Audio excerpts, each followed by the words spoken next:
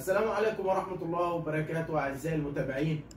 الناس بتسأل هل الحكم النهائي ليه حل ولا ملوش حل؟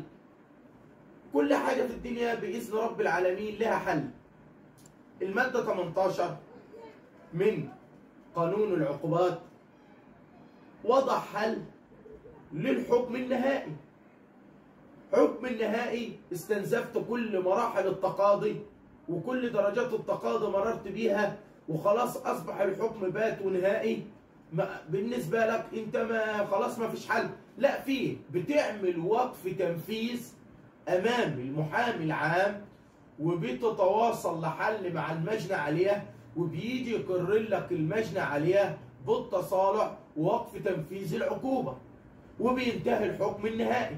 وانت اكيد مش هتسيب الموضوع يوصل لاخر مرحله كده او يوصل للدرجه دي. انت اكيد قبل ما درجات التقاضي بتاعتك والصلاحيات اللي انت بتقدر تتقاضى فيها تنتهي اتوصل لحل ورد المظالم لاهلها وما توصلش للحل اللي احنا بنقول عليه ده. عشان وقف التنفيذ ده انت لازم تكون محبوس وممكن المجنى عليها ما يصطلحش اصلا، ويعني تاخدوا العزه بالاسم كده مثلا على اساس ان انت تعبته هدي لك سنه واتنين بيرمح وراك في المحاكم، انا مش هصطلح لك دلوقتي فيسيبك محبوس، وطبعا ده حقه.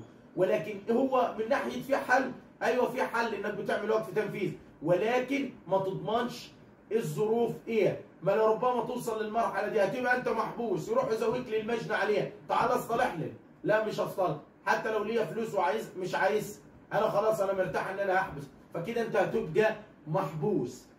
فما توصلش لاخر مراحل التقاضي، ولكن الحكم النهائي ليه حل وهو وقف التنفيذ.